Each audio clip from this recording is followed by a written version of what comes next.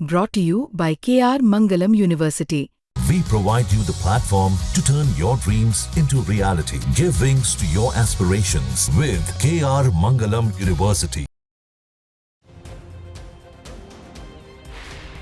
जी करुणाकर रेड्डी, जनार्दन रेड्डी और सुधाकर रेड्डी, इन तीनों रेड्डी को ही कहा जाता है बेलारी ब्रदर्स। दक्षिण भारत में जब बीजेपी कहीं नहीं थी, जब कर्नाटक में पैर जमाने का मौका मिला, पैर जमाते जमाते बीजेपी कर्नाटक की सत्ता तक पहुंच गई। तीनों रेड्डी कभी सत्ता सीएम की रेस में तो नहीं रहे, लेकिन कर्नाटक में बीजेपी के प्राण बसते थे बेलारी ब्रदर्स में। माइनिंग किंग जनार्दन रेड्डी इतने अमीर नेता रहे कि सोने की धागे से बनी शर्ट पहनते थे, 15 करोड़ के सोने के सिंहासन पर बैठते थे जिसमें हीरे जड़े थे, बेल्ट पहनते थे उसमें रत्न जड़े थे। 2016 में बेटी ब्राह्मणी की शादी में 500-600 करोड़ खर्च किए। बेलारी ब्रदर्स के कर्नाटक की राजनीति में दिन अच्छे नहीं चल रहे हैं। दिन तो पहले भी खराब हुए, लेकिन राजनीति पर आंच नहीं आई। जी जनार्दन रेड्डी की विधानसभा सदस्यता खत्म हो रही है। करप्शन केस से सीबीआई कोर्ट से 7 साल की सजा मिली है। सजा मिलने से जनार्दन रेड्डी की विधानसभा सदस्यता चली जाएगी। 7 साल की सजा काटने के बाद अगले 6 और साल मतलब 13 साल तक जनार्दन रेड्डी चुनाव नहीं लड़ पाएंगे। अगर हाई कोर्ट या सुप्रीम कोर्ट से सजा पर रोक जैसी राहत मिली तब बच सकते हैं। जनार्दन रेड्डी का मामला कर्नाटक में बीजेपी के लिए झटका भी है और करप्शन का दाग भी। बेलारी में देश का करीब 25% आयरन और यानी लौह अयस्क का भंडार है। क्वालिटी इतनी अच्छी कि इसमें 60 से 65% तक लोहा निकलता है।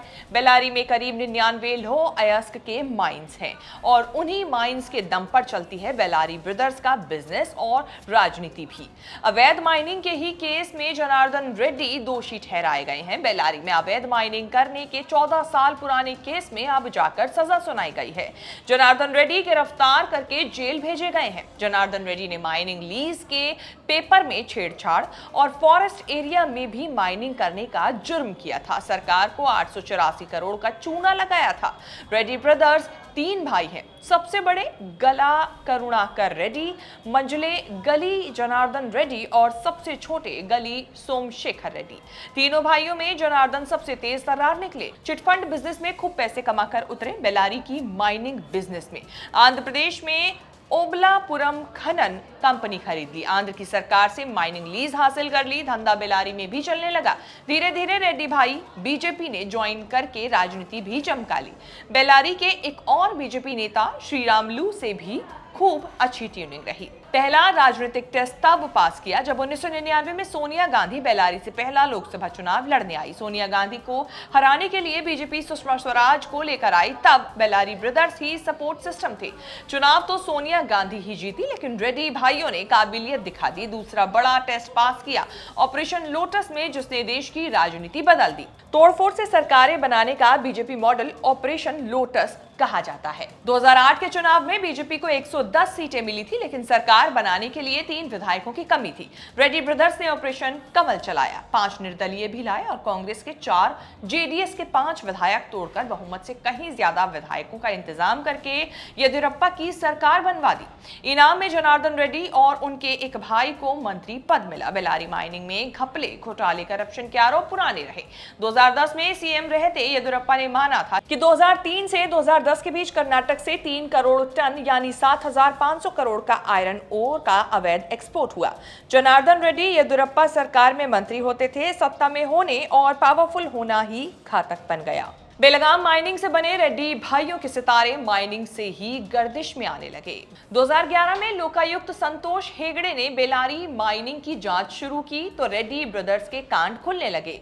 लोकायुक्त की जांच में कर्नाटक के मंत्री जी जनार्दन रेड्डी पर माइनिंग घोटाले को शह देने के लिए उंगली उठी। 2011 में जनार्दन रेड्डी को सीबीआई ने अरेस्ट किया। इसी के साथ येदियुरप्पा की सरकार भी गिरी। दोनों ने बीजेपी छोड़ दी। 2013 में कांग्रेस की सरकार आई। रेड्डी के लिए जीना मुश्किल हो गया। 2014 के लोकसभा चुनाव से पहले रेड्डी और येदियुरप्पा ने बीजेपी में वापसी कर ली। 2015 में 4 साल बाद सुप्रीम कोर्ट से जनार्दन रेड्डी जमानत पर रिहा हुए। जांच और केस कमजोर पड़ने के आरोप लगने लगे। 2018 के चुनाव में बीजेपी ने करप्शन के दाग के कारण जनार्दन रेड्डी से दूरी बनाकर रखी, लेकिन करुणाकर और सुधाकर रेड्डी को गले से लगाया, टिकट भी दिया और बेल्लारी, रायचूर और चित्रदुर्ग की 22 सीटों का इंचार्ज भी बनाया। रेड्डी ने फिर परफॉर्म करके बीजेपी को जिताया। 2023 के लोकसभा चुनाव से पहले तीनों भाइयों ने बड़ा कदम उठाया।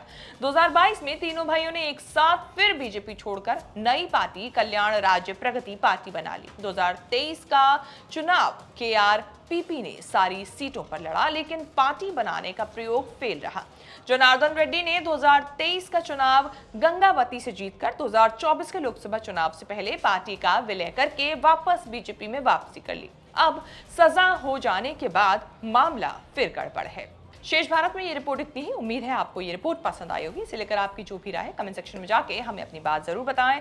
इस तरह की खबरें आगे भी देखने के लिए बने रहें न्यूज़ तक के साथ।